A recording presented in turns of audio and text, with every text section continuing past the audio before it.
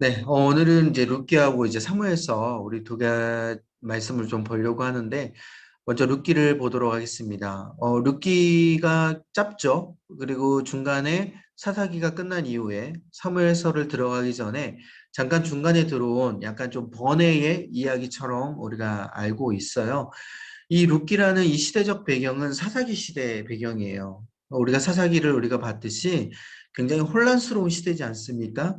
여호수아가 죽고 난 이후에 강력한 지도자가 없이 사사가 그때그때마다 나서서 이스라엘 백성들을 구하고 다시 한번 사라지고 나면 이스라엘 백성들이 다시 하나님 앞에 죄를 짓는 이 반복된 사이클이 계속 진행됐던 이 혼란스러운 시기 안에 이 룻기가 들어가 있는데, 왜 굳이 이 룻기를 이 사사기 시대 안에 또 룻이라는 인물을 통하여서 이렇게 무엇을 보여주려고 할까? 우리가 생각을 좀 해보면 좋겠는데, 주제를 한번 보세요. 이스라엘 민족이 아닌 이방인 룻, 믿음을 통하여서 메시아의 조상이 되는 이야기다. 자, 먼저 방금 제가 강조한 부분, 이방인이다라는 부분 우리가 좀 초점을 맞췄으면 좋겠어요. 자, 이제까지 사사기까지는요, 하나님께서 택한 선민, 이스라엘 백성들을 통하여서 인도하여 낸 이야기예요. 그러니까 이때까지 사사기의 내용을 봤을 때는 하나님의 관심이 어디에만 있는 것으로 우리가 볼 수 있을까요? 이스라엘 백성들에게만, 택하신 백성들에게만 하나님의 관심이 있다라고만 우리가 많이 느껴지게 돼요. 당연하죠. 그럴 수밖에 없어요. 왜냐하면 하나님께서는 다른 이방 민족들이 계속 이스라엘 백성들을 통하여서 심판당하는 모습만 계속 보여줬어요. 특별히 이 사사기에서도 마찬가지예요. 이스라엘 백성들이 계속 하나님 앞에 죄를 저질렀음에도 불구하고 어떻게 해요? 하나님의 관심은 오로지 이스라엘 백성들에게만 있는 걸로 보여요. 심지어 이스라엘 백성들을 계몽하는 하나님으로 인도하는 그 과정에서 사용된 이 이방 민족들이 도구처럼 쓰여진 것처럼만 보여요. 그러니까 하나님은 이방 민족들은 절대로 아무리 무엇을 잘한다고 할지라도 구원을 받을 수 없는 존재이지 않는가라는 질문이 나올 수밖에 없어요. 근데 이 룻기는 하나님께서 최초로 이스라엘 백성들, 선민 외에 이방인에게 관심을 보이는 이 말씀이다라는 것이죠. 그러니까 룻기를 읽는 이스라엘 백성들 입장에서는요, 이 룻기가 굉장히 센세이션한 말씀입니다. 전혀 이제까지 상상해 볼 수 없는 말씀이다라는 것이죠. 하나님은 이제까지 우리에게만 구원이 있다라고 말씀하신 분인데 갑자기 이방인 룻이 주인공으로 툭하니 들어와 가지고 그것도 앞으로 이스라엘 백성들뿐만 아니라 모든 민족을 구원할 이 메시아의 조상이 이스라엘 사람이 아닌 이 이방인 룻에게 태어난다고? 야, 이건 정말 말도 안 되는 이야기다라고 느껴질 수밖에 없는 이야기가 바로 이 룻기라는 것이죠. 그래서 4장밖에 되지 않는 이 짧은 이야기이지만 하나님이 이 룻기를 통하여서 이스라엘 백성들에게 무엇을 말씀해 주시는 걸까요? 이 마지막의 주제, 모든 민족의 하나님이 되신다라는 것을 보여주는 이 말씀이 바로 이 룻기라는 겁니다. 자기들만 구원받는다라고 생각했던 이스라엘 백성들이 이 룻을 통하여서 이제 긴장감을 얻게 되는 것이죠. 하나님은 우리만의 하나님이 아니구나. 그리고 우리는 언젠가 하나님의 말씀을 듣지 않으면, 이제 순종하지 않으면 우리도 구원받지 못할 수도 있겠구나라는 비교 대상이 이제 이방인과 된다라는 겁니다. 그 전까지는 비교 대상이 아니었어요. 이방인들은 이제 자기들 보다 한참 아래, 좀 이런 말씀 좀 죄송한 말씀이지만 급으로 따지자면 자기들보다 급이 안 되는 구원을 받지 못하는 이방 민족. 이렇게만 생각을 하다가 이제는 긴장을 할 수밖에 없는 것이죠. 자신들에게 라이벌이 이제 되는 그런 이제 말씀이 되는 거예요. 그래서 하나님이 이 룻기를 통해서 이스라엘 백성들에게 긴장감을 불어넣고 이제 이방인들도 하나님을 믿기만 하면 이제 구원을 받게 되는 놀라운 이제 그 긴장감을 불어넣게 되는 것이고 구원을 알게끔 하는 것이고 또한 앞으로 태어날 이제 이 메시아 예수 그리스도 이 메시아에 대해서 어떻게 족보가 이루어지는지를 또 보여주고자 하는 그러한 말씀이 바로 이 룻기입니다. 그래서 룻기는 단순한 이방 민족의 구원의 시초뿐만 아니라 메시아의 조상이 되는 그 시초가 어떻게 되는지 그 부분을 또 보여주는 것이죠. 자, 그래서 전체 내용 의미를 한번 보세요. 그래서 이스라엘 백성들이 하나님을 떠난 사사기 시대에 하나님께서 이스라엘에 대한 하나님의 사랑을 이방 민족에게 보여주고 또 이스라엘 민족에게도 보여줍니다. 그러니까 이방 민족에게 또 초점을 맞춘 게 아니라 또 이스라엘 민족에게만 초점을 맞춘 게 아니라 이스라엘과 이방 민족 둘 다 하나님의 사랑이 어떻게 나타나는지를 보여주는 거예요. 왜? 자, 보세요. 이제 역할극으로 여러분 생각하시면 돼요. 뮤지컬을 한 편의 뮤지컬이라고 생각하시면 자, 이제 주인공들 나오죠. 자, 룻이 나옵니다. 이 룻은 이방인인데 이방인 이 룻이 어떻게 해요? 시어머니인 나오미를 따르게 돼요. 그죠? 이 시어머니 나오미는 이스라엘 민족을 대표합니다. 그러니까 원래 하나님을 잘 섬겼던 민족. 그리고 룻은 이방인의 대표를 뜻하게 되는 것이죠. 이 모습이 어떤 모습이에요? 아, 어떻게 보면 이방인은 자신의 유익과 이익을 생각하지 않는 그런 예수님의 모습처럼 이스라엘 백성들에게 사랑을 보여주는 거예요. 이 시어머니 나오미, 이스라엘 백성에게. 그러니까 하나님이 우리를 조건 없이 사랑하잖아요. 우리를 사랑해봐야 하나님께서는 아무 이득이 없음에도 불구하고 우리를 사랑해요. 룻도 아무 이득이 없음에도 불구하고 시어머니인 나오미를 사랑해요.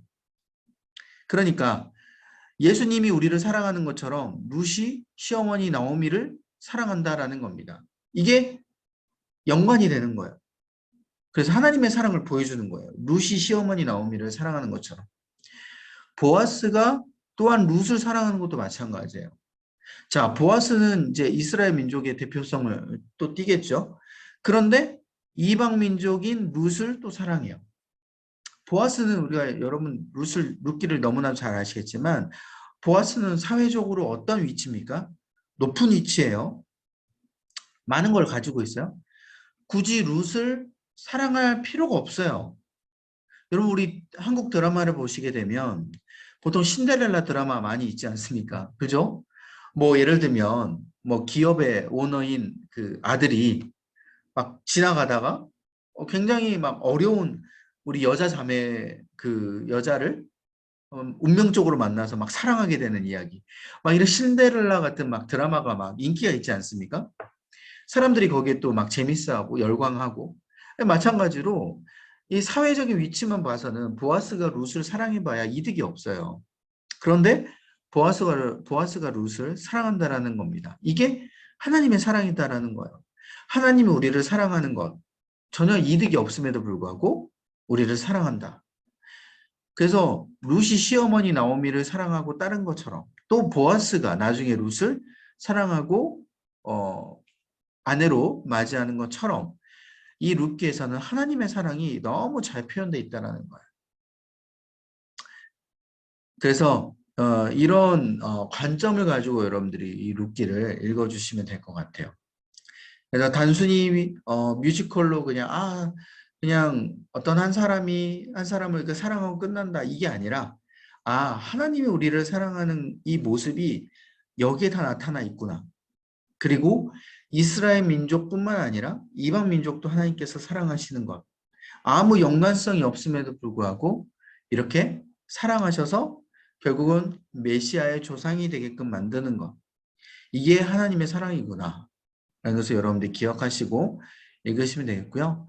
아까 말씀드렸듯이 총 4장으로 구성되어 있는데 먼저 1장, 2장, 3장, 4장 각 장마다 우리 극을 생각을 해보세요. 드라마나 어떤 영화 보시게 되면 처음에 도입 부분이 있죠.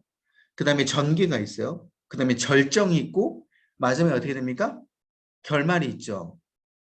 그래서 이런 식으로 곡선을 그려서 위로 올라가서 절정까지 올라갔다가 나중에 결말로 이제 떨어지는 이러한 흐름이 바로 여기 이 룻기에 있다라는 거예요. 그래서 한편의 뮤지컬 같이 생각하셔도 되고 한편의 드라마처럼 생각하셔도 돼요. 자, 그러면 1장은 도입 부분이겠죠. 도입 부분에 어떠한 상황이 펼쳐집니까? 흉년이 됐었어요. 그래서 모압으로 떠나간 나오미의 가족의 도입 부분이 먼저 나오게 됩니다. 이 극에 처음에 왜 이렇게 룻이 등장할 수밖에 없는지에 대한 부분이 자세히 설명되게 되어 있어요. 특별히 어떤 상황이 펼쳐져요? 굉장히 어려운 상황이 맞이하게 되죠. 그래서 특별히 나오미가 두 아들을 잃게 됩니다. 이미 룻은 나오미 아들과 결혼을 했어요. 그래서 룻은 이미 결혼한 아들과 이제 잘 살고 있었음에도 불구하고 모압 지역에서 그 지역에서 이 두 아들이 무슨 이유인지는 모르겠지만 죽었어요. 그리고 남편도 죽었어요. 그런 비극 가운데 이 룻이 이제는 자신의 모압 땅에서 다시 고향으로 돌아가도 아무 상관이 없어요. 시어머니 나오미가 자신은 고향 땅으로 돌아가겠다 선언을 하고 자신은 모압 땅에서 남아도 이제 아무런 뭐 이상한 게 없었지만 이 룻은 끝까지 나오미의 믿음을 보고 나는 어머니의 믿음을 보고 저는 끝까지 이스라엘 땅으로 저는 가겠습니다. 이 룻 입장에서는 이스라엘 땅이 이제 이방 땅이잖아요. 자신의 고향을 버리고 이방 땅으로 가겠다라고 하는 것은 보통 결심이 아닐 수가 없어요. 이것은 무엇을 보고 따라갔냐? 뭐 나오미가 돈이 있는 것도 아니고 나오미 뭐 돌아가서도 나오미가 뭐 무슨 제대로 터를 잡을 수 있는 것도 아니지만 나오미의 오직 믿음을 보고 갔다라는 거예요. 그래서 여러분 1장 16절에 보면 어머니의 하나님이 나의 하나님이 될 것입니다. 라는 이 믿음의 고백을 하게 돼요. 이 룻이. 1장 16절이 바로 룻기의 주제 구절인데 여러분 나중에 꼭 이 구절을 읽어보시고 외우셨으면 좋겠어요. 어머니의 하나님이 나의 하나님이 될 것입니다. 이 말은 뭐냐면 나오미가 모압 땅에서 살 때에 이 며느리 룻이 보기에 얼마나 하나님을 잘 섬겼는지를 알 수 있는 대목이에요. 이방 땅에서 나오미는 하나님을 너무 잘 섬겼던 것이죠. 믿음을 보여줬다라는 거예요, 며느리에게. 룻이 그 나오미의 믿음을 보고 룻에게는 하나님을 믿게 되는 놀라운 역사가 일어나게 된 겁니다. 그래서 룻은 모압 여인이었지만 시어머니의 믿음을 보고 하나님을 또 자기의 하나님을 맞이하게 됐고 하나님을 만나게 되면서 놀랍게 믿음이 성장하게 되었다는 거예요. 그래서 룻은 모압 땅에 남지 않고 이 내가 나오미를 따르게 되다 보면 이 시어머니를 따르게 되다 보면 결국 내가 이렇게 하나님 앞에 축복을 받게 되겠구나라는 그런 믿음이 생기게 됐다라는 거예요. 그래서 아무것도 없지만 시어머니 나오미를 따르겠다라고 결단을 하게 되는 것이죠. 이게 도입 부분이에요. 어떻게 해서 룻이 이 이스라엘 땅으로 오게 되었는지.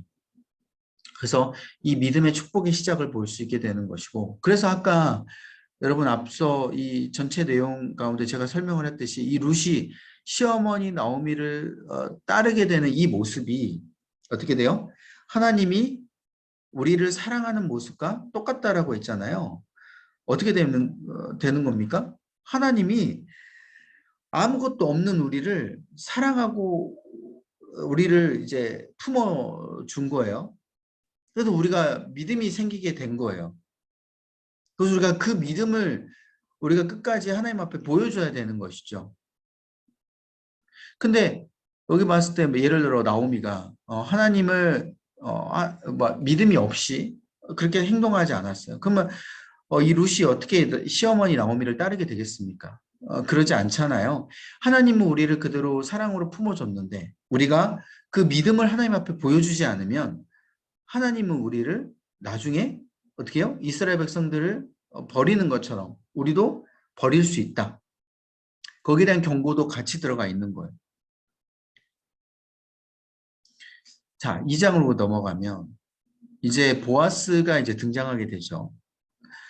나오미 집안이 이제 아무것도 없게 되다 보니까 먹고 살려고 어떻게 돼요? 보아스의 밭에서 이제 이삭을 줍게 되는 그러한 은혜를 얻게 됩니다. 이 2장에서 이 사건 중심은 오로지 하나님 계획 안에 이루어짐을 우리가 알 수 있어요.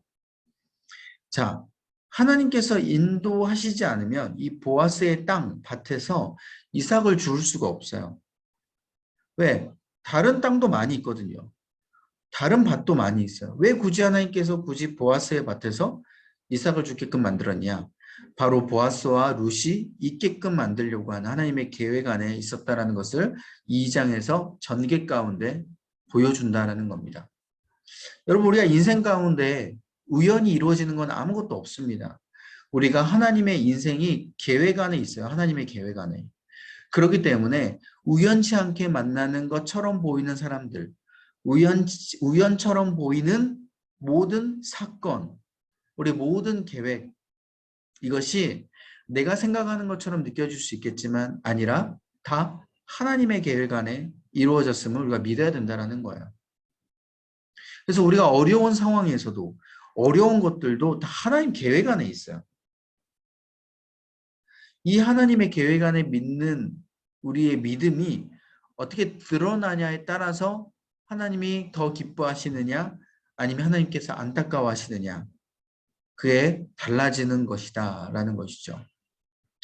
이 룻이 나오미를 따라서 왔지만 저는 이상 못 주어요. 저는 보아스 밭에서 저는 뭐 못해요 라고 룻이 하나님의 계획을 거부한다든지 거기에 대해서 절망 가운데만 빠져들었다면 룻은 보아스의 아내가 되기가 어려웠을 겁니다. 그래서 이 룻이 보아스의 밭에서 이삭을 주는 것이 하나님의 계획 안에 있지만 이 하나님의 계획을 받아들이는 이 룻의 마음에서도 어때요? 기쁨으로 받아들이고 열심히 이삭을 주었다라는 거예요. 특별히 이 이삭을 줍는 것 조금 이상하게 생각할 수 있어요. 당시에 이스라엘 율법 가운데 레위기 19장에 보면 자기 밭에 가난한 자들을 위하여서 한 밭에 모퉁이 이삭을 전부 줍지 말라라는 하나님의 명령 율법이 있어요. 이스라엘 백성들이 대대로 지켜오는 율법입니다. 그러니까 가난한 자들이 추수 때가 되면은 밭을 돌아다니면서 떨어져 있는 이삭을 줍고 그 이삭을 먹는 그런 은혜를 받게 되는 거예요. 그래서 부자들은 추수 때가 되면은 모든 이삭을 한 톨도 남김없이 다 걷어가 버리는 게 아니라 가난한 자들이 와서 이삭을 줍고 먹을 수 있도록 그렇게 배려를 하는 것이죠. 이게 율법 안에 나와져 있는 그런 배려입니다. 하나님의 사랑인 것이죠. 그래서 이 보아스도 마찬가지로 이삭을 남겨놓고 그 보아스의 밭을 관리하는 관리인에게 이삭을 남겨두어라 라고 명령을 했고 그 관리인이 이 룻이 이삭을 주울 수 있도록 배려를 하게끔 하는 이 전개가 나타났던 것이고요. 자, 3장에 보다 보면 이제 절정에 가게 됩니다. 룻이 이제 결혼을 이제 보아스와 하게 되죠. 그 안에 어떠한 계획이 들어갑니까? 이 나오미가 계획을 펼치게 돼요. 물론 이제 지금 결혼을 이렇게 하는 사람은 없겠죠. 우리가 알다시피 이제 있게 되면 룻이 어떻게 합니까? 시어머니 나오미가 이제 명령한 대로 실행을 하게 되죠. 어떤 명령을 하게 돼요? 새벽에 몰래 그 보아스의 방에 들어가서 옆에 누워라라고 이야기를 하죠. 지금 같으면 뭐 주거 침입죄 아니면 뭐 어떻게 또 잡혀갑니까? 아니면 뭐 성적인 어떤 그 죄 명목을 통하여서 잡혀갈 수 있는 그런 정말 말도 안 되는 일이지만 이때 당시에는 이게 허용됐던 것 같아요. 그래서 보아스 방 안에 롯이 이제 몰래 들어가서 옆에 누웠고 보아스가 새벽에 일어나서 깜짝 놀라죠. 그래서 보아스의 그 룻이 어떤 상황인지를 알게 됐고 그래서 그러면 너 집에 들어가 있어라. 내가 한번 기업 물을 자에 대해서 내가 한번 알아보고 결혼을 진행하겠다라고 이야기합니다. 여기서 기업 물을 자에 대해서 여러분 좀 궁금해하실 것 같아요. 기업 물을 자가 뭐냐? 당시 율법에 보다 보면 내 예를 들어 내 형제의 아내가 죽게 됐어요. 그러면 내 형제가 죽게 됐어요. 근데 결혼을 한 아내가 있어요. 그러면 하나님께서는 이 아내를 불쌍히 여기기 때문에 당시에 다른 사람과 결혼하기보다는 그 형이나 아니면 남동생이라든지 남자 형이라든지 결혼을 해서 그 기업을 물을 수 있도록 그 씨를 이어갈 수 있도록 하나님께서는 그렇게 제도를 만들어 주셨어요. 근데 만약에 남자 형이라든지 남자 동생이 또 없으면 가까운 친척, 남자와 결혼을 해서 그 죽었던 그 형제 이름을 그대로 이어서 기업을 이어갈 수 있도록 그렇게 만들어 주셨던 것이죠. 이게 바로 기업 물을 자예요. 그래서 당시에 이제 룻이 나오미의 이제 아들이 죽었었잖아요. 그러니까 룻이 아직 다른 사람과 결혼을 못했고 나오미의 아들의 이름으로 기업을 물어야 되는데 보니까 가까운 친척의 기업 물을 자가 분명히 있었던 거예요. 근데 보아스가 기업 물을 자의 순위에서 밀려난 것이죠. 그래서 가까운 그 친척 기업 물을 자에게 보아스가 먼저 가서 물어봅니다. 당신이 이 나오미의 아들의 이름을 뭐 그대로 기업 물어서 이렇게 씨를 이어가겠느냐? 라고 물어보니까 그 기업 물을 자 가까운 친척이 자기는 싫다 그래요. 그래서 그 사람은 이제 탈락. 그 다음 순위가 바로 보아스였던 것이죠.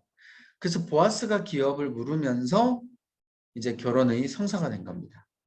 그래서 하나님의 마음이 보아스에게 임하고 바로 이렇게 보아스의 이제 그 족보에 올라가게 된 것이죠, 롯이.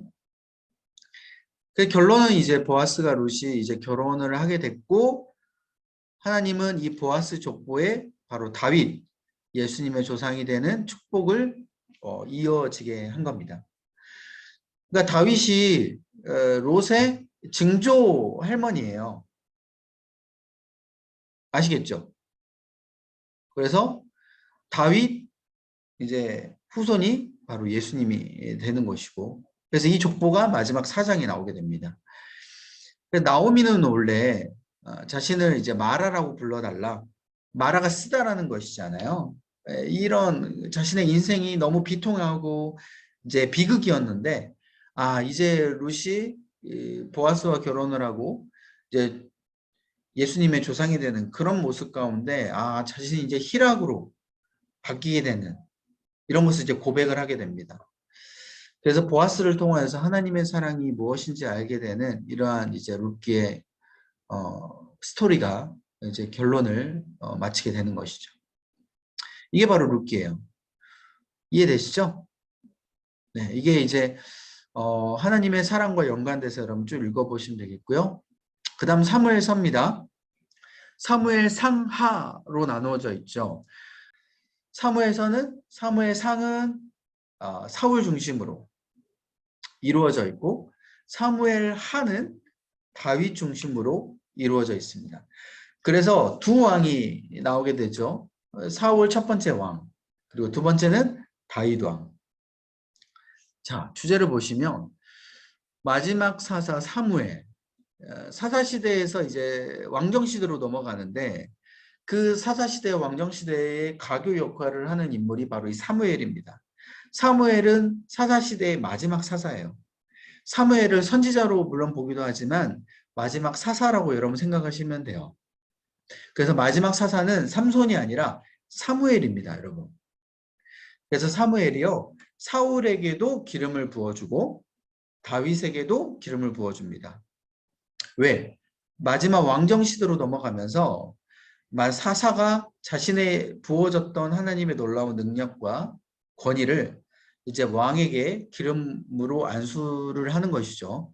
그런데 첫 번째 안수했던 사울 왕은 하나님의 말씀을 실패해서 탈락됐고 사울이 탈락됐기 때문에 두 번째 다윗 왕에게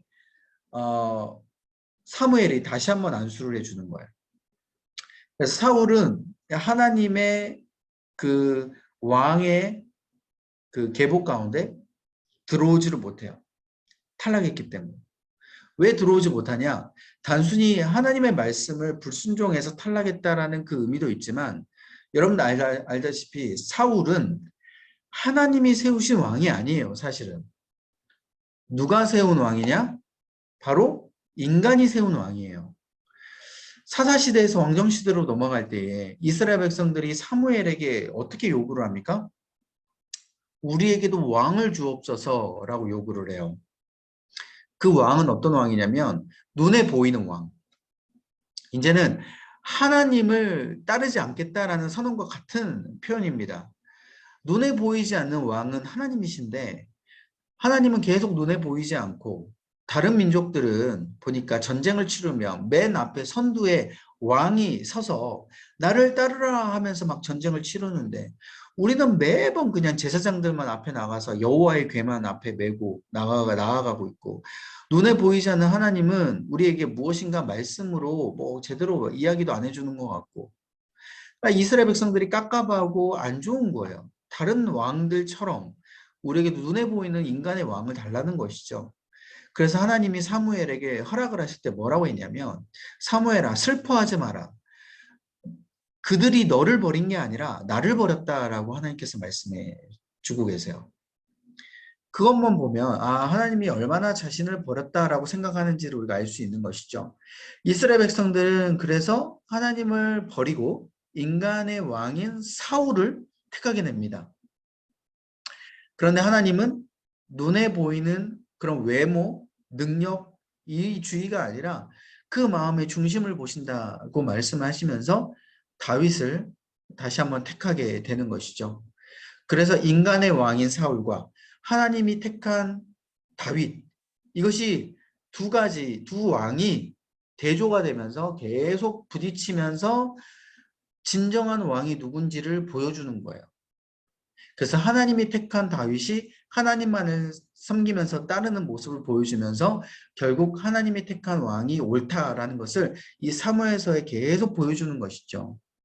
그래서 특별히 그러니까 사무엘전서,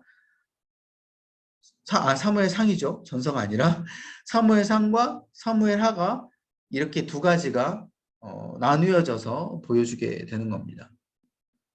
이제 아시겠죠?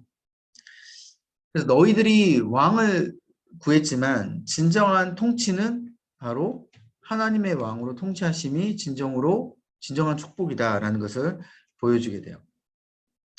자, 전체 내용 의미를 보세요. 그래서 다윗을 통한 메시아의 온전한 나라가 올 것임을 예언해 주고 있어요. 다윗이 하나님이 세운 왕이잖아요. 그래서 다윗의 통치가 하나님이 통치하는 것과 마찬가지인 겁니다. 그래서 얘들아 봐봐, 얘들아 너희들이 지금 착각하지 마라.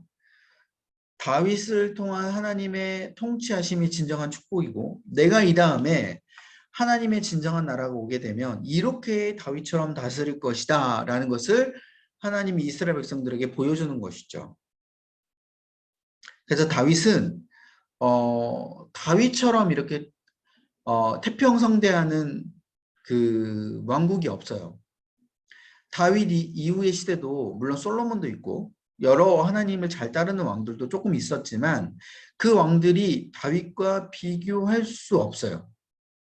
솔로몬은 단지 은과 금이 풍부하고 그냥 나라가 태평성대하는 것이 마찬가지지만 그걸 보여준 것이지만 다윗은 자신이 하나님으로서 어떻게 통치하는지 하나님의 마음으로서 어떻게 통치하는지를 완벽히 보여주는 왕으로 여러분들이 생각하시면 될 것 같습니다. 자, 그 전체 구성을 한번 보세요. 그래서 사무엘상은 31장으로 나눠져 있고 사무엘하는 24장입니다. 그래서 총 1부, 2부, 3부, 4부, 5부까지 나눠지게 되어 있는데 그러니까 사무엘서를 같이 보는 거예요. 그러니까 상하를 같이 통틀어서 5부까지 나눠진 거예요. 자, 1부를 보시면 사무엘상은 1장부터 7장까지인데 이때는 사무엘의 시대예요. 사무엘이 아직 사울에게 기름 붓기 전 시대죠.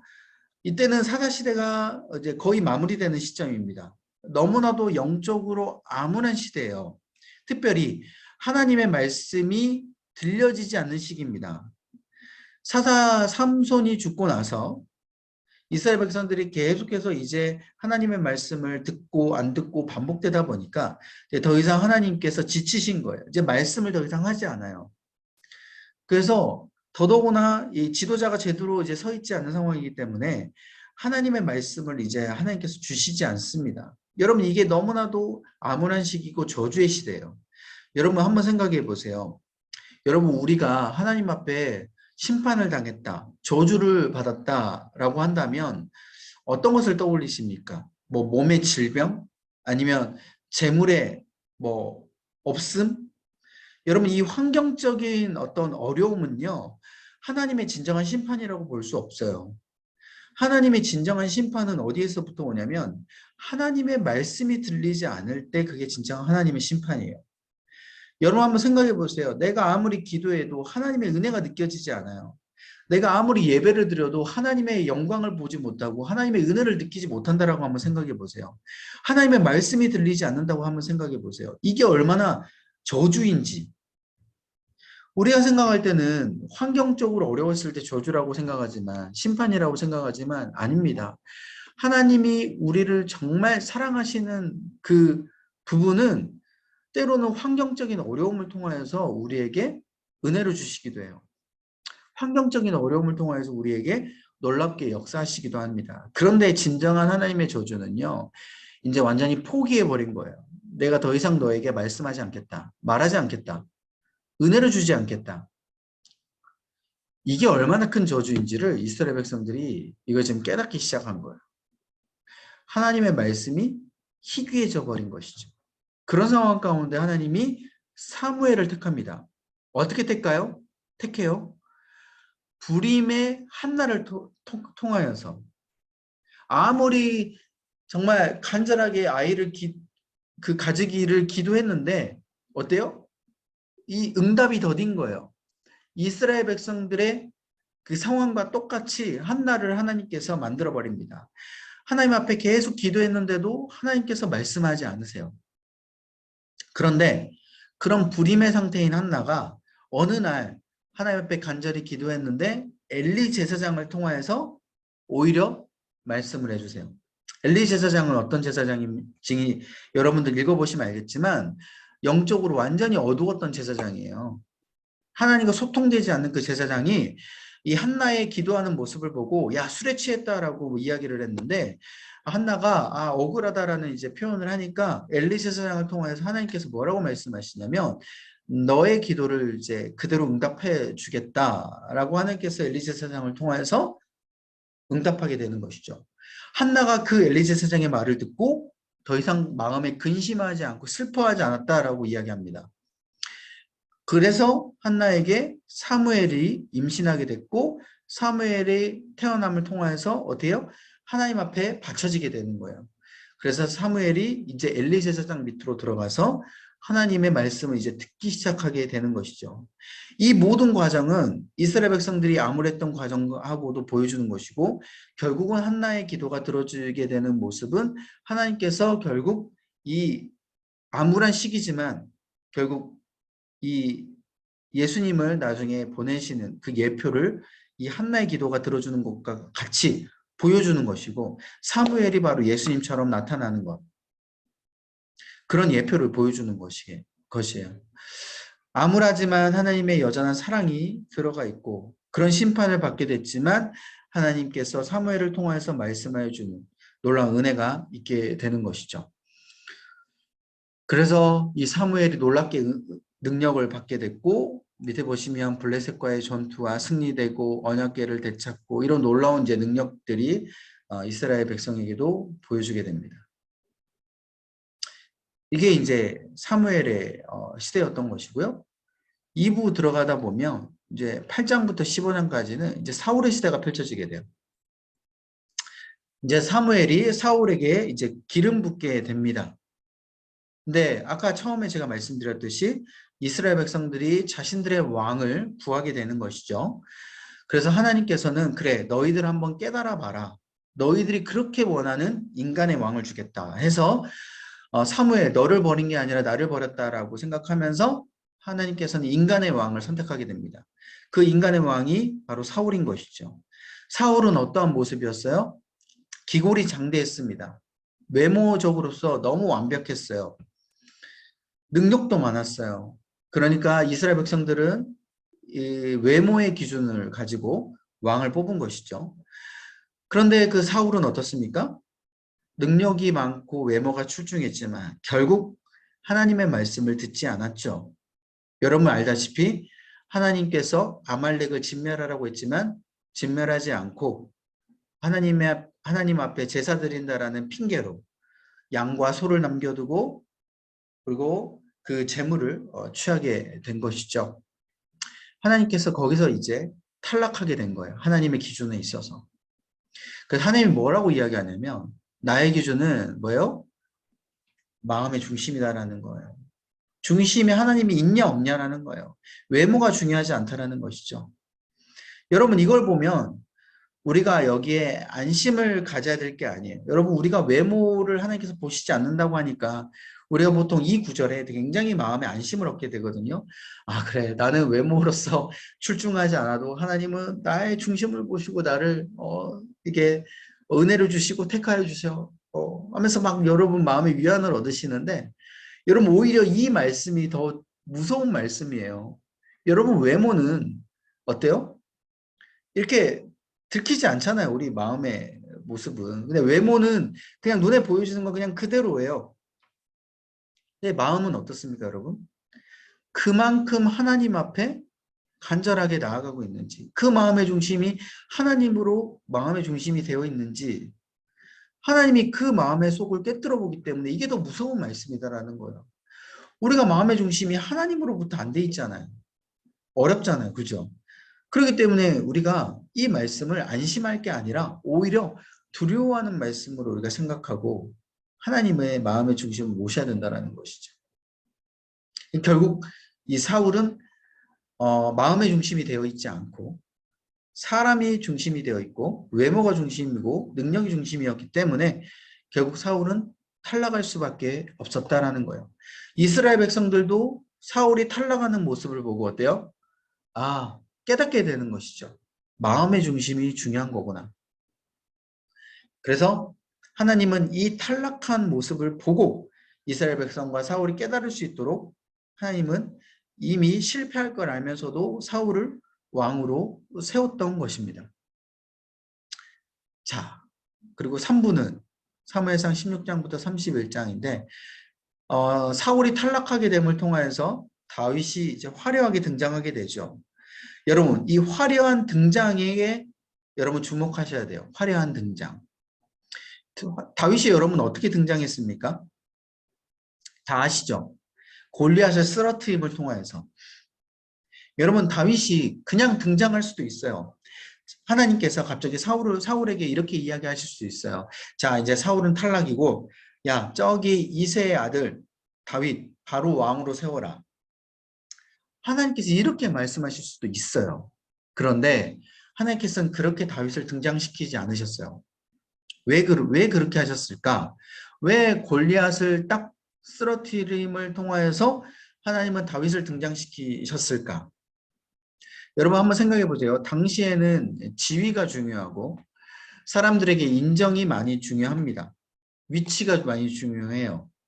요새 같으면 정말 알지도 못하는 사람들이 갑자기 어느 순간 뭐 대통령이 되고 어느 순간 갑자기 담임 목사님이 되고 이렇게 되는 거는 사람들에게 인정을 받지 못하죠. 물론 하나님께서는 그렇게 세울 수도 있어요. 인정받지 않는다고 하더라도. 근데 다윗에게 있어서는요. 굉장히 힘들어요. 다윗은 여러분 알다시피 목동입니다. 천한 직업을 가지고 있어요. 많은 이스라엘 백성들이 다윗을 알지 못해요. 그런 다윗이 어느 날 갑자기 하나님께서 인정했다라고 해서 갑자기 멀쩡하게 있던 사울을 패해버리고 다윗을 왕으로 세워버리면 사람들이 그 다윗을 얼마나 인정하겠습니까? 힘들죠. 그렇기 때문에 하나님께서 이 모든 것을 아시고 다윗을 전면에 갑자기 화려하게 등장시켜 버립니다. 무엇을 통하여서? 골리앗을 쓰러뜨림을 통하여서. 사람들이 그때부터 다윗을 엄청나게 주목하기 시작합니다. 여러분 알다시피 사울은 천천히요, 다윗은 만만히로다. 사울보다 더 인기가 높게끔 하나님께서 이 한 번의 사건을 통해서 다윗을 인정받게끔 만들어 버리시는 것이죠. 다윗을 위한 배려예요. 얼마나 하나님께서 세심한지 몰라요. 다윗을 생각하는지를 모릅니다. 정말 하나님의 이 사랑이 이게 대단한 것이죠. 이 모습만 보더라도. 그래서 다윗은 하나님의 배려를 통하여서 골리앗을 쓰러뜨리고 한 번에 인기를 얻게끔 만드시고 인정받게끔 만드시고 천천히 왕의 사울 왕 옆에서 수금을 타면서 비파를 타면서 왕 수업을 하시게 되는 거예요. 그래서 사울 옆에서 왕이라면 어떻게 해야 될지 반면교사를 삼게끔 만드시고 왕으로서 어떻게 하나님의 마음을 품어야 될지 또 이스라엘 백성들을 다스려야 될지를 그 마음을 하나님께서 수업을 시키게 됩니다. 물론 이때부터 다윗의 고난이 시작되게 되죠. 옆에서 사울 옆에서 왕의 수업을 받긴 하지만 다윗이 조금 더 훈련을 받아야 됐던 것 같아요. 그래서 하나님께서는 사울의 마음을 조작하시고 다윗에게 막 창을 던져버리고 막 죽게끔 만들어버려서 다윗은 계속 그때부터 고난의 피난의 여정을 이루어 가게 되는 것이죠. 그래서 이때부터는 사울과 다윗의 대조되는 모습을 우리가 비교할 수 있어요. 사울은 계속해서 깨닫지 못하고 인간의 인정을 받으려고 노력하는 반면에 다윗은 누구만 바라봅니까? 하나님만 바라보고 사람들의 인정이 아니라 이제부터는 하나님의 마음에 합한 자로서 행보를 보여주게 되는 것이죠. 하나님이 이 두 사람의 극명한 모습 가운데 대조되는 모습 가운데 어떤 사람이 하나님 앞에 진정으로 인정받는 왕인지를 보여주게 되는 것이고 하나님의 주권을 얼마나 인정하느냐에 따라서 하나님께서 그 사람의 왕으로서 인생길 또 이스라엘 백성들을 어떻게 잘 다스릴 수 있을지에 대한 놀라운 축복을 하나님께서 쭉 보여줘 버리십니다. 이해되시죠?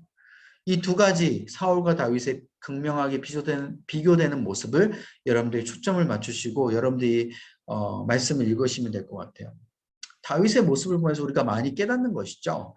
아, 나도 사울처럼 저렇게 되면 안 되겠다. 나도 하나님의 주권을 인정하고 하나님의 마음을 내가 품고 이렇게 내가 살아야겠다라는 것을 많이 깨우치게 되는 거예요. 자, 그 다음 4부입니다. 이제 사무엘 하로 넘어가게 되면서 이제는 다윗의 온전한 시대가 쫙 펼쳐지게 됩니다. 자, 사무엘 3까지 어떻게 돼요? 사울이 죽게 돼요. 마지막에는 사울과 요나단이 비참하게 블레셋 전투 가운데 죽게 되는 모습을 보게 됩니다. 그때 통하여서 이제 하나님께서는 이제 다윗에게 온전하게 이제 왕으로서 등극할 수 있도록 모든 상황을 만들어 버리시죠. 이제 훈련이 거의 다 끝난 거예요. 그래서 다윗이 이때부터는 남유다 헤브론에서 통치를 시작합니다. 여러분, 이 헤브론이라는 곳이 어딘지 아십니까, 여러분? 갈렙. 우리 그 여호수아 시대 때 보면 여호수아 시대 때 갈렙이 여호수아에게 뭐라고 요청해요? 저 산지를 내게 주소서라고 요청을 하죠. 저 산지가 바로 헤브론 이 산지입니다. 그 헤브론, 저 산지, 아무것도 없는 그리고 농업에 전혀 이득이 되지 않는 저 산지를 내게 주옵소서 갈렙이 요청했는데 갈렙이 아무런 이득도 없는 저 산지를 요청한 이유가 있어요. 믿음으로 바라보면서 헤브론을 요청을 했어요. 어떤 믿음으로 요청을 했냐? 바로 저 산지는 앞으로 이 이스라엘 그 민족 가운데 요충지가 될 것이다. 하나님의 중심이 될 것이다 라는 믿음을 가지고 선포하면서 저 헤브론 저 산지를 내게 주셔서 갈렙이 요청을 한 것이죠. 다윗 시대 때로 넘어가서 먼 훗날 이 다윗 시대 때로 왔더니 나중에 이 헤브론이 최초 이스라엘 백성들 이스라엘 민족의 최초 수도가 되는 거예요. 여기서 7년 6개월간 다윗이 헤브론을 수도로 삼고 남유다를 통치하기 시작한 것이죠. 너무 놀랍지 않습니까, 여러분? 헤브론은 그래서 요충지가 되는 거예요. 이스라엘 다음으로 제2의 도시가 되는 겁니다. 우리로 따지자면 서울이 수도면 부산 정도 되는 도시가 바로 이 헤브론이에요. 특별히 다윗이 이 헤브론을 이제 수도로 삼고 남유다 가운데 통치를 하게 되는데, 이때는 이스라엘 전체를 통치하는 게 아니라 남유다요, 남쪽 지방만. 왜냐하면 완벽히 통일이 안 됐어요. 이제 사울이 죽고 나서 이제 그 사울의 그 아들이었던 이제 이스보셋이 왕으로 북쪽 이스라엘을 통치하기 시작을 한 거거든요. 잠깐 동안. 그래서 이때는 다윗이 남쪽을 통치하고 사울의 아들이었던 이스보셋이 위에 북쪽 이스라엘을 통치했기 때문에 잠시 잠깐 나누어졌어요. 남과 북이. 그래서 헤브론을 지금 수도로 삼고 7년 6개월 동안만 다윗이 밑에서 통치하는데, 하나님께서 바로 통일 왕국으로 이렇게 이스라엘 백성들을 민족을 통치한 게 아니라 왜 7년 6개월간 남과 북으로 나눠 통치하게끔 했냐, 이런 이유가 있어요. 이거는 다윗이 일부러 자신의 뜻대로 전쟁을 하지 않고 하나님이 자연스럽게 왕국을 통일하도록 맡겨드리는 거예요. 왜? 여러분 알다시피 다윗은 사울의 죽음을 너무나도 슬퍼했던 사람입니다. 사울은 하나님 앞에 기름 부음 받은 자였기 때문에, 하나님이 기름 부었다라는 것은 하나님의 주권이 임했다라는 거예요. 함부로 내가 나서서 사울을 죽일 수 없다. 함부로 내가 나서서 사울의 아들이라도 내가 함부로 죽일 수 없다. 그러니까 나는 아래쪽만 통치하겠다. 그만큼 다윗은 사울을 생각했고 하나님의 기름 부음 받은 것에 대해서 너무나도 중요하게 생각했던 사람이에요. 그래서 다윗은 함부로 무리하게 북쪽 이스라엘을 쳐들어가거나 그렇게 통일한 그것을 자신의 마음대로 하는 게 아니라 하나님의 뜻으로 맡겨드리고, 비록 지금 당장은 더딘 것처럼 보여도, 그리고 통치하는 게 어려운 것처럼 보여도 하나님께서는 결국 우리를 통치해 주실 것이고 통일시켜 주실 것이다 라는 믿음으로 헤브론에서 7년 6개월간 통치했던 것이죠. 여러분, 이런 기다림이 우리에게도 있어야 된다라는 거예요. 때로는 하나님의 뜻처럼 보인 것이 있을지라도 우리가 막 무조건 머리 굴리면서 무조건 막 열심히 나아가서 막 이루려고 하는 것, 여러분 그게 능사가 아니라는 겁니다. 하나님의 뜻이라면 결국은 그건 이루어지게 되어 있어요. 다만 하나님께서 우리에게 원하시는 건 뭐냐? 너가 정말 이 뜻이 더디 이루어진다고 할지라도 너가 나를 믿느냐? 그 질문 가운데 우리에게 시험하시고 우리에게 그렇게 물어보신다라는 거예요. 우리가 이것을 기억한다면 때로는 더디 이루어지는 하나님의 뜻이라고 할지라도 우리가 기다릴 수 있어야 되는 것이죠. 다윗은 그걸 너무 잘 알고 기다렸다라는 거예요. 그래서 하나님의 앞에 인정받고 그 이후에 총 33년간 이 통일 왕국을 통치하게 됩니다. 나중에 이스보셋이 나중에 그냥 자연스럽게 반란 가운데 죽게 돼요. 그 군대 장관에게. 그래서 결국은 다윗의 칼에는 피 한 방울 묻히지 아니하고 자연스럽게 그냥 통치하게 됩니다. 최고의 번성기를 이 다윗 때 누리게 되는 것이죠. 그래서 사무엘하 이 7장에 보게 되면 이 소금 언약이라고 있어요. 다윗의 언약이라고 불리는데, 하나님께서 이 소금 언약, 다윗의 이 앞으로 이 왕국을 내가 영원히 통치하게끔 만들겠다. 다윗이 죽더라도 다윗의 후손들을 통하여서 내가 이루게끔 하겠고, 결국 다윗의 후손인 메시아 예수 그리스도가 나타나서 하나님의 나라가 이 메시아를 통해서 이 열방 가운데 통치하게끔 만들겠다라는 이 소금 언약이 바로 이 사무엘하 7장 14절에 나타나게 됩니다. 다윗이 하나님 앞에 성전을 짓고자 했지만 하나님은 오히려 이 소금 언약을 통해서 다윗에게 축복을 한 언약이다라는 것이죠. 이게 메시아 언약이기도 해요. 자, 그다음 마지막 5부는 사무엘하 11장부터 24장인데, 이때부터는 이제 다윗의 그 하반기가 이루어지게 되는데요. 다윗이 범죄하게 돼요. 여러분 잘 알다시피 다윗이 밧세바를 범하게 되죠. 다윗이 하반기로 가게 되면서 살짝 영적으로 안 좋아졌던 것 같아요. 왜 그러냐? 밧세바를 범한 그 상황을 보게 되면요, 다윗이 보통은 예전 같으면 이방 나라들과 전쟁을 치르게 되면요. 다른 백성들과 그냥 맨 앞에 선봉장에 서서 다른 백성들과 전쟁을 치르게 돼요. 다윗이 죽음을 두려워하지 아니하고 그렇게 전쟁을 치렀어요. 그런데 이 밧세바를 범한 이 시기 가운데 하필이면 다윗이 전쟁에 나가지 않습니다. 요압이라는 군대 장관을 최선봉장으로 내세우고 이스라엘 군사들만 내보내고 자신은 한가롭게 성 안에서 그냥 기다리고 있는 거예요. 승전보를. 그러다가 성 위에서 다른 이스라엘 민족 그 자신의 백성들의 그 가옥을 보다 보니 갑자기 눈에 밧세바가 샤워하는 장면이 딱 눈에 들어온 거야. 그러니까 영적으로 어두웠던 이 다윗이 원래 같으면 맨 앞선 선봉장에 서서 전쟁을 치러야 됐었는데 귀찮으니까 나가지 않게 됐고 나가지 않게 됨을 통하여서 그냥 쓸데없는 다른 여인이 샤워하는 장면이 눈에 들어오기 시작한 거예요.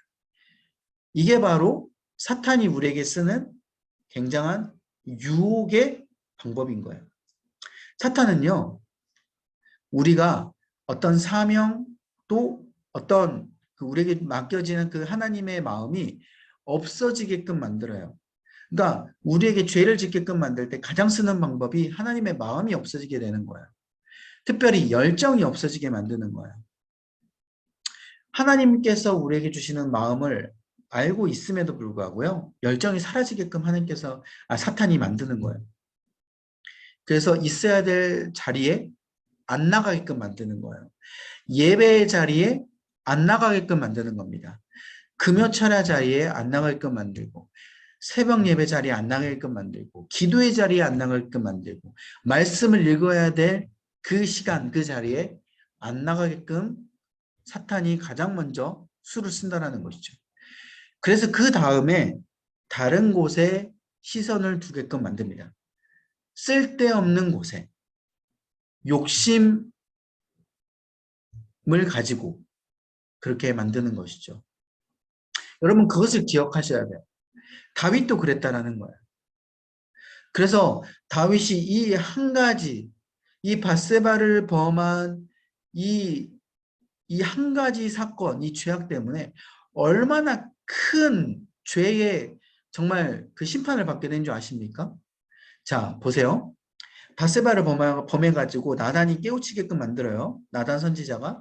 그래서 다윗이 나중에 회개합니다. 아니 회개 안 한 게 아니라 회개했어요. 너무나도 침상에 눈물을 적실 정도로 그 침상을 적실 정도로 회개를 했어요. 그런데 하나님께서는 이 죄의 대가를 치르게끔 만드셨어요. 먼저는 어떤 죄의 대가를 치르게 했냐? 먼저 다윗의 아들 압살롬의 반역을 일으켰어요. 그래서 다윗이 자신의 다윗성에서 쫓겨가게끔 만듭니다. 야, 이거 엄청나요. 이때 압살롬의 반역 때 어떤 일들이 벌어진 줄 아십니까? 여러분들 읽어보시면 알겠지만 다윗의 후궁들을 압살롬이 다 뻘건 대낮에 많은 백성들이 보는 앞에서 강간을 해버립니다. 그러니까 뭐 말도 안 되는 일들이 펼쳐진 것이죠. 그리고 세바라는 자신의 그 민족에 그리고 자신이 아꼈던 사울의 그 추종자였던 이 세바가 또 반역을 일으키게 돼요. 그리고 왕궁에 들어오지 못해서 이제 불안정한 상태에서 통치가 이루어지게 되는 것이죠. 참 이것뿐만 아니라 여러분 알다시피 또 암논이 압살롬에게 또 죽임을 당하게 되고 암논이 이제 디나를 이제 강간을 했잖아요. 다윗의 딸을. 그러니까 이런 그 일련의 사건들이 계속 펼쳐지게 되는 거예요. 그러니까 한 가지 죄를 통하여서 연쇄작용이 일어난 겁니다.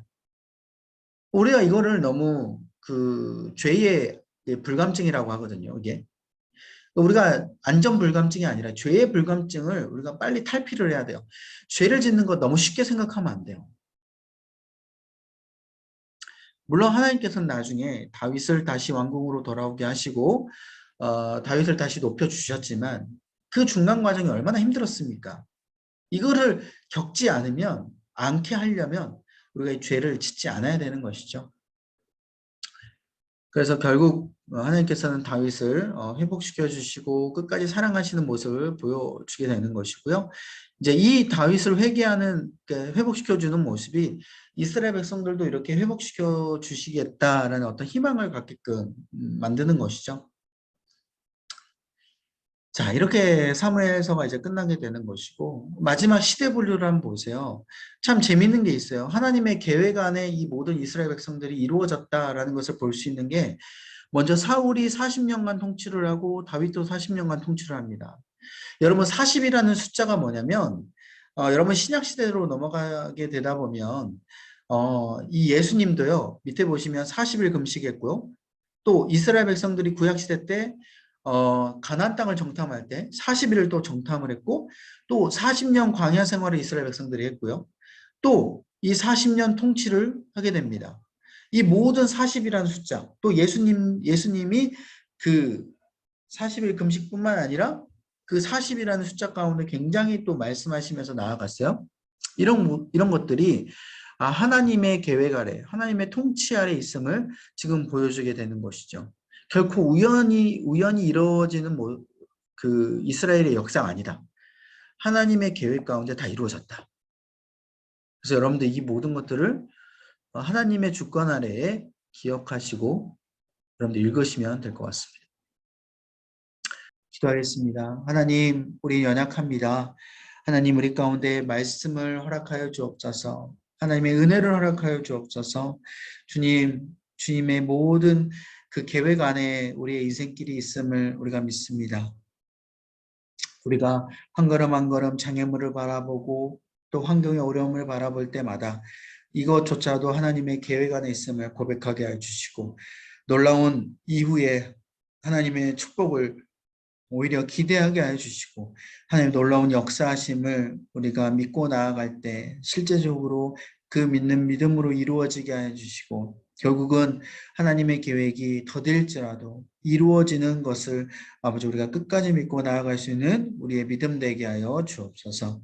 말씀이 희귀하여서 이스라엘 백성에게 떠난 그 하나님의 저주가 아버지 우리 가운데 있지 않게 하여 주시고, 온전히 하나님의 말씀이 계속해서 임하게 하여 주시며, 그 말씀의 은혜가 계속해서 끊이지 않아서 우리가 힘을 얻고 나아갈 수 있는 우리의 모습 되게 하여 주옵소서.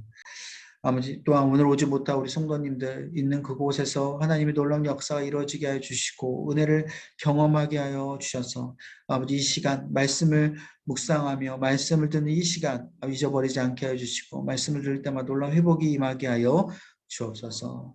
다음 만날 때까지 함께 하여 주시 믿사오며 예수님의 이름으로 간절히 기도하옵나이다. 아멘.